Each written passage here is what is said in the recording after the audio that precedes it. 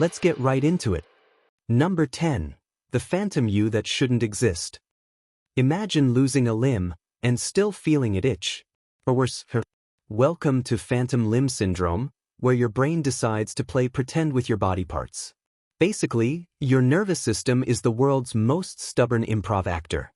Even after an amputation, your brain's body map still has all the original coordinates. It's like your mind refuses to accept the breakup. No, they'll come back. They must. See, in your brain's somatosensory cortex, there's a little you, a sensory map that tracks every square inch of your body. When a limb is gone, the brain doesn't immediately erase it. Instead, it just keeps pinging the same location, waiting for a signal that'll never come.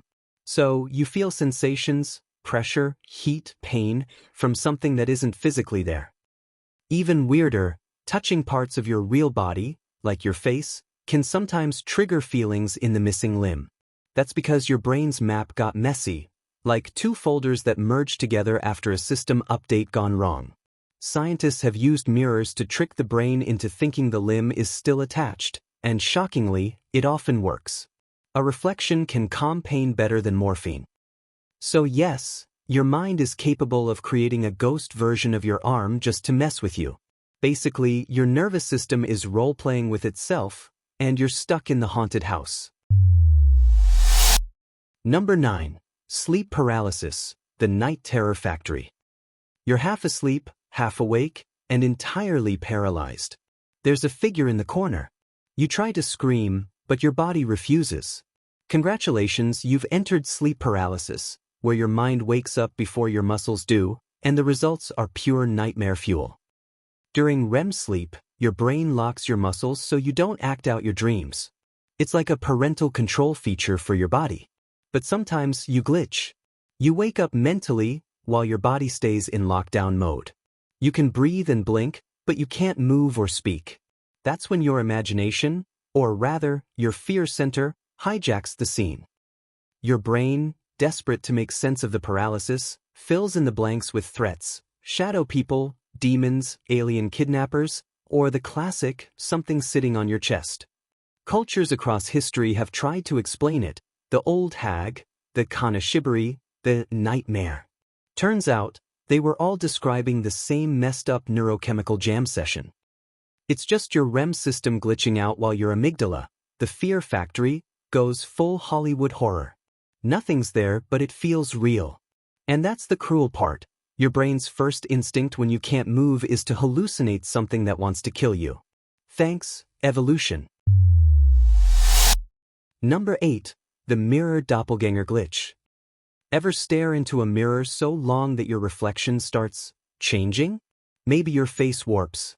Maybe your eyes look wrong. Maybe it feels like someone else is staring back. That's not demonic possession. That's your visual system short-circuiting, and it's called the Troxler effect. Your brain has this annoying habit called sensory fading. If it sees the same thing for too long without movement, it starts deleting details to save processing power. So when you stare into your reflection in a dimly lit room, your brain quietly edits your face like it's a bad photo. Features blur, distort, vanish, or morph into something unfamiliar. Combine that with a sprinkle of low-light hallucination, and suddenly you're starring in your own psychological horror movie. This is your brain trying to conserve energy, but it ends up gaslighting you. It's like, oh, you thought you knew what your own face looked like? Cute. People report seeing their reflection smile when they didn't, eyes turning black, or even faces of strangers replacing theirs.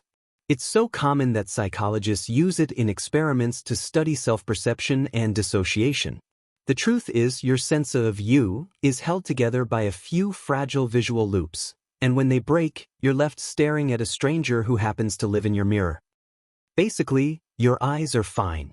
It's your reality that's melting. Number 7. The exploding head that doesn't. You're just about to fall asleep when, bang, a gunshot? A crash? A sudden explosion? You jolt awake, heart pounding, but nothing happened. Welcome to exploding head syndrome, the sleep disorder that sounds way worse than it actually is. It's not painful. It's just your brain accidentally hitting the play jump scare sound effect button right before sleep. The cause? A misfire between the brain's auditory system and the reticular formation, the part responsible for transitioning between wakefulness and sleep. Basically, your brain gets confused and drops an imaginary bomb to mark the transition. People describe it as thunder, a gunshot, a scream, or even electrical zaps. Sometimes there's a flash of light, like a mental camera going off. And if that isn't unsettling enough, the name exploding head syndrome makes it sound like your skull's about to detonate, which, thankfully, it's not. The weirdest part is how common it is. Up to 10% of people experience it at least once. Your mind, half asleep and half dreaming, basically forgets how to shut down quietly. So it slams the door on its way out. It's harmless, but it's the kind of harmless that makes you question every creak in your house for the next week.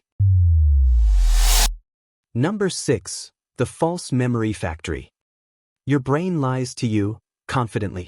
You remember things vividly, that one summer trip, that shirt you swear was blue, the time you met your friend for lunch on Tuesday. Except, none of that actually happened. Welcome to the scammer that lives in your skull, false memory syndrome. See, your memory isn't a recording. It's a badly edited documentary that keeps getting res hot every time you remember it. Each recall rewrites details, influenced by mood, context, or someone else's suggestion. Think of it like opening a Word doc, changing a few lines, and saving over the original without realizing you just rewrote history.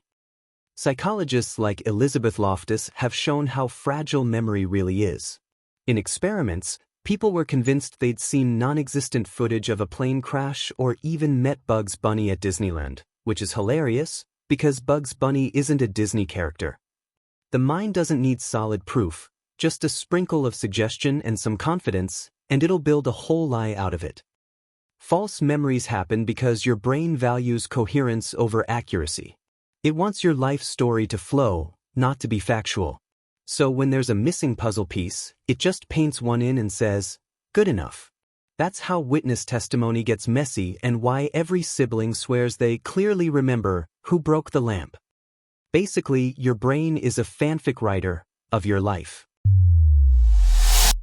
Number 5. Body ownership meltdown. Ever look at your hand and, for a split second, feel like it's not yours?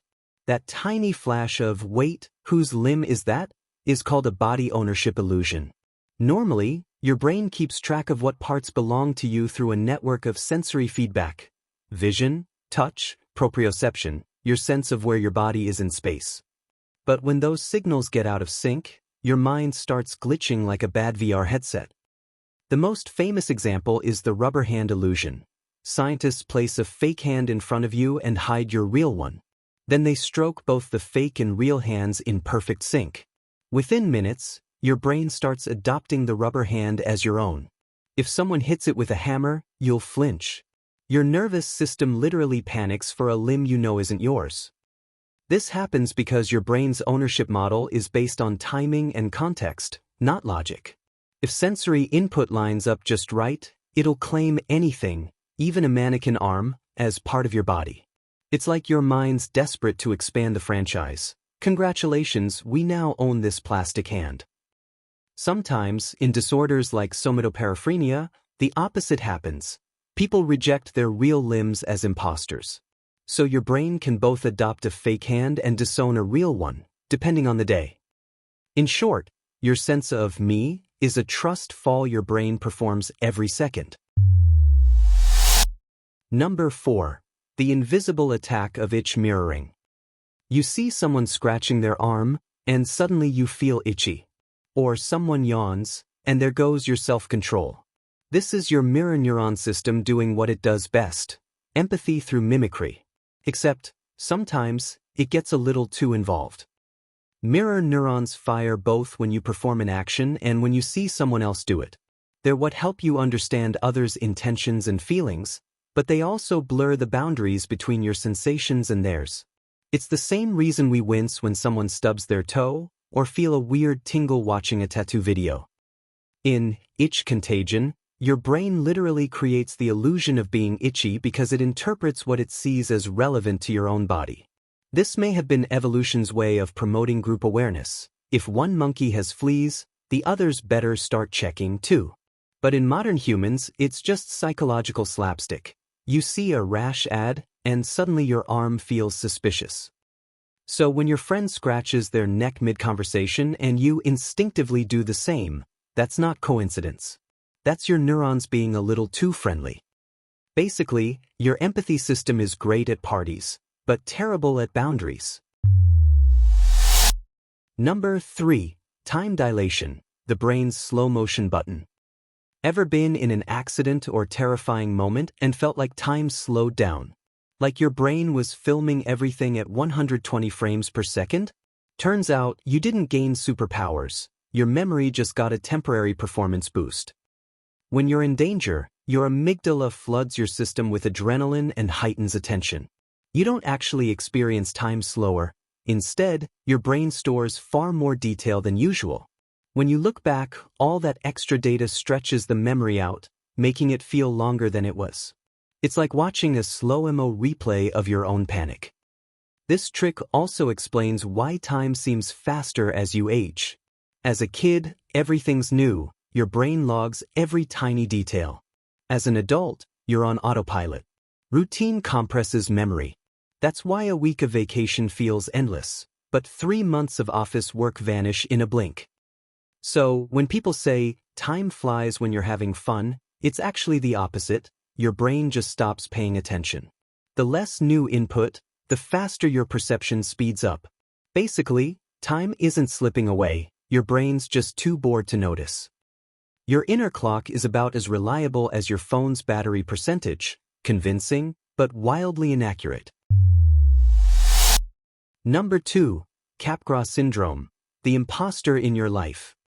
Picture this. You walk into your house and there's someone who looks exactly like your mom. She talks like her, moves like her, but something feels off.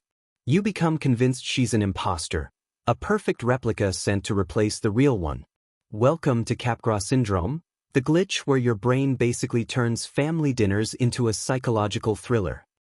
This delusion usually happens when the connection between facial recognition and emotional response breaks down. You recognize your loved one visually, but the emotional ping that confirms familiarity doesn't fire. So your brain jumps to the next logical conclusion: they must be a lookalike. It's like your emotional Wi-Fi got disconnected. The face loads fine, but the feelings don't. This mismatch causes the brain to invent wild explanations: imposters, clones, robots, aliens. To the person experiencing it, it's absolutely real. You can't logic them out of it, because logic isn't the problem, connection is. Some researchers believe Capgras is the evil twin of prosopagnosia, face blindness. In prosopagnosia, you can't recognize familiar faces, but you feel they're familiar. In Capgras, it's flipped. You see the person clearly but feel nothing, so your mind fills in the emotional void with paranoia. It's terrifying, tragic, and deeply human, proof that knowing someone isn't just about seeing them, but about feeling they're real. Basically, your brain has trust issues, and they're personal. Number 1. The observer in your head isn't you.